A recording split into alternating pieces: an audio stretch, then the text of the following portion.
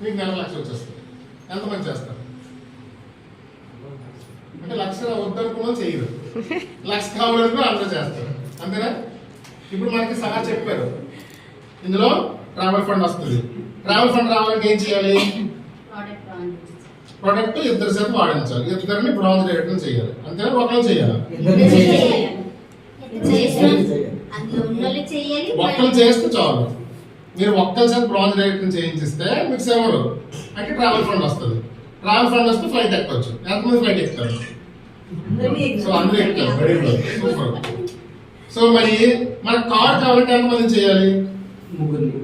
ముగ్గురిని చేయాలి. కష్టమా ఈజీయా? కష్టమా ఈజీయా? చాలా కష్టం, చాలా ఈజీ. పని చేస్తే ఈజీ, పని చేయకుండా అనుకొని ఉన్నాం అనుకోండి చాలా కష్టం.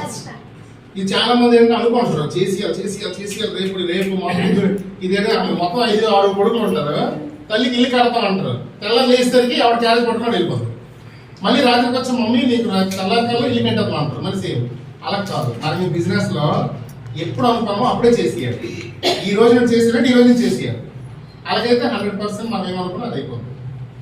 సో ఈ కంపెనీ ఆల్రెడీ సార్ చెప్పారు త్రినాథ్ గారు, మనకి యూజ్ ద ప్రోడక్ట్. ఏం చేయాలి? ఫస్ట్ స్టెప్ వచ్చేసి యూజ్ ద ప్రోడక్ట్. ఫస్ట్ మనం ప్రోడక్ట్ వాడాలి. అంటే దీన్ని నేను జస్ట్ చేస్తాను, నాతో పాటు మీరు అనండి అంటే వస్తుంది. ఓకేనా? First use the product, share the product. Use the product, share the product. నేను యూజ్ అయితే షేర్ అంటే నాకంటే అర్థం.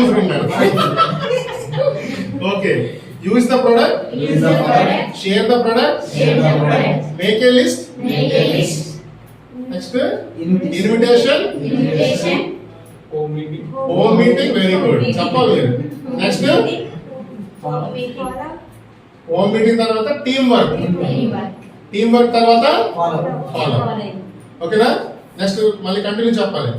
Use the product, share the product, make a list, invitation, home meeting, teamwork, follow.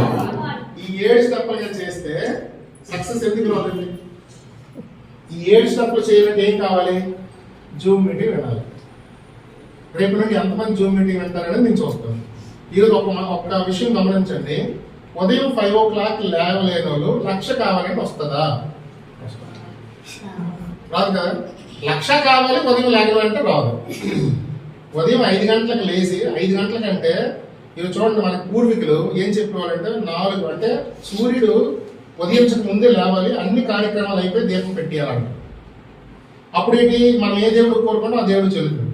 లేదనుకుంటే సూర్య భగవాన్ తెలుపు. అంటే సూర్యుడు దూరకు ముందే, సూర్యుడు మనకు రాకముందే మనం లేచి మన కాళ్ళు కూర్చోవాలని తీర్చుకోవాలని చెప్తారు పెద్దలు. అది వాస్తవా కాదా? మనకి ఏం చేస్తారు? సేంద్రీయ పద్ధతిలో పండించేవారు. సేంద్రీయ పద్ధతిలో పండించినప్పుడు మనకి ఎక్కడో ఒక దగ్గర హాస్పిటల్ ఉండేది. ఇప్పుడు అడుగడుగులో హాస్పిటల్ సార్. అంటే జబ్బులు పెరిగే లేదా? కారణం ఎవరు?